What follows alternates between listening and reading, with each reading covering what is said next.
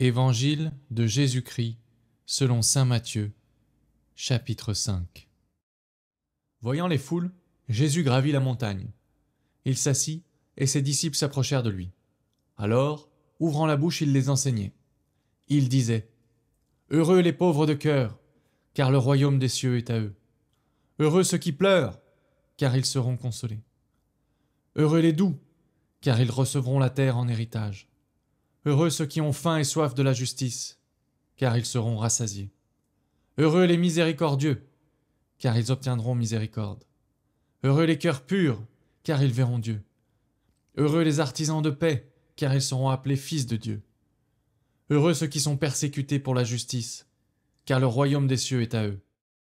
Heureux êtes-vous si l'on vous insulte, si l'on vous persécute, et si l'on dit toutes sortes de mal contre vous à cause de moi. Réjouissez-vous, soyez dans l'allégresse, car votre récompense est grande dans les cieux. C'est ainsi qu'on a persécuté les prophètes qui vous ont précédés. Vous êtes le sel de la terre, mais si le sel devient fade, comment lui rendre de la saveur ? Il ne vaut plus rien. On le jette dehors, et il est piétiné par les gens. Vous êtes la lumière du monde. Une ville située sur une montagne ne peut être cachée.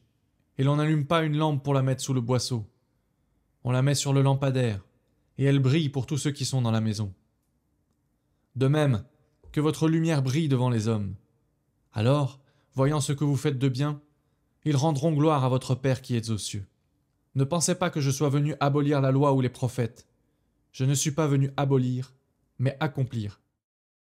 Amen, je vous le dis.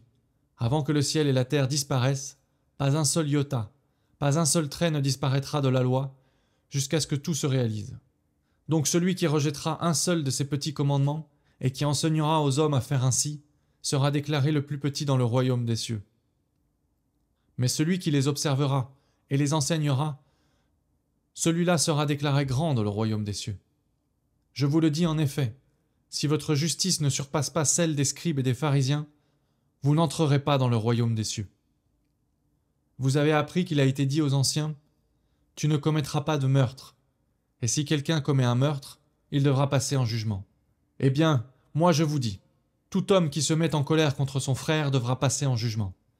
Si quelqu'un insulte son frère, il devra passer devant le tribunal. Si quelqu'un le traite de fou, il sera passible de la géhenne de feu.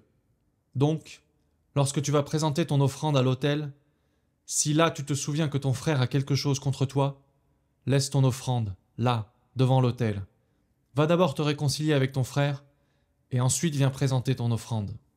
Mets-toi vite d'accord avec ton adversaire pendant que tu es en chemin avec lui, pour éviter que ton adversaire ne te livre au juge, le juge aux gardes, et qu'on ne te jette en prison. Amen, je te le dis, tu n'en sortiras pas avant d'avoir payé jusqu'au dernier sou.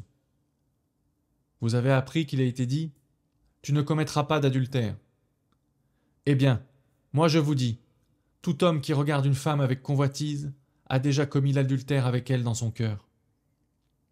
Si ton œil droit entraîne ta chute, arrache-le et jette-le loin de toi. Si ton œil droit entraîne ta chute, arrache-le et jette-le loin de toi. Car mieux vaut pour toi perdre un de tes membres que d'avoir ton corps tout entier jeté dans la géhenne. Et si ta main droite entraîne ta chute, coupe-la et jette-la loin de toi. Car mieux vaut pour toi perdre un de tes membres que d'avoir ton corps tout entier qui s'en aille dans la géhenne. Il a été dit également : si quelqu'un renvoie sa femme, qu'il lui donne un acte de répudiation. Eh bien moi je vous dis, tout homme qui renvoie sa femme, sauf en cas d'union illégitime, la pousse à l'adultère. Et si quelqu'un épouse une femme renvoyée, il est adultère. Vous avez encore appris qu'il a été dit aux anciens : tu ne manqueras pas à tes serments, mais tu t'acquitteras de tes serments envers le Seigneur. Eh bien, moi je vous dis de ne pas jurer du tout, ni par le ciel, car c'est le trône de Dieu, ni par la terre, car elle est son marchepied, ni par Jérusalem, car elle est la ville du grand roi.